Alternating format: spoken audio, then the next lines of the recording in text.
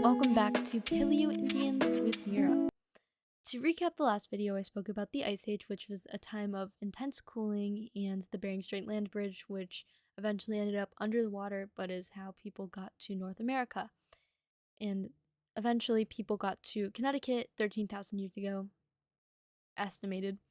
And the people who came here are known as Paleo Indians within our modern context.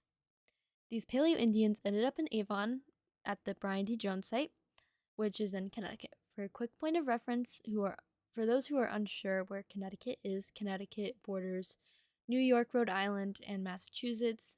And originally, Connecticut, it was called Quinnatucket, and Quinnatucket is an Algonquian word, and according to the Institute for American Studies, it roughly translates to place of long water.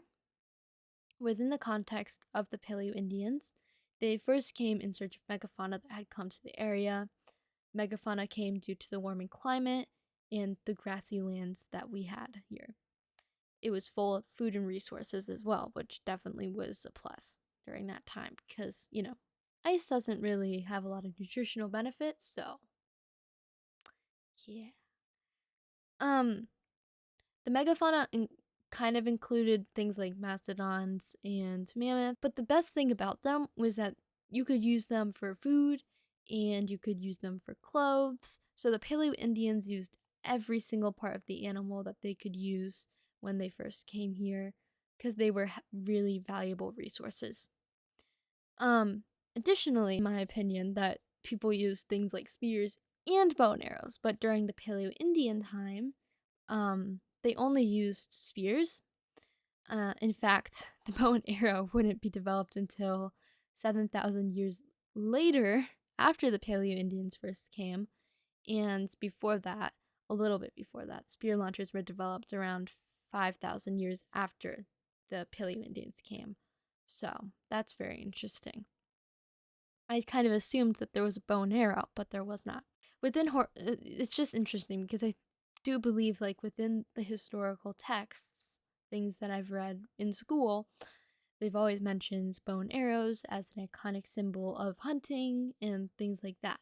However, the fact that they only had spears during this time period is very interesting to me, and I'm sure it's a little bit interesting to you if you're interested in history. Now that I've covered the context behind the Paleo Indians and their rich history, I will speak about the Brian D. Jones site of Avon. The Avon site was found due to the bridge construction, which is interesting because construction, you normally do have to check for sites, but normally you don't find one. This was a pretty interesting find.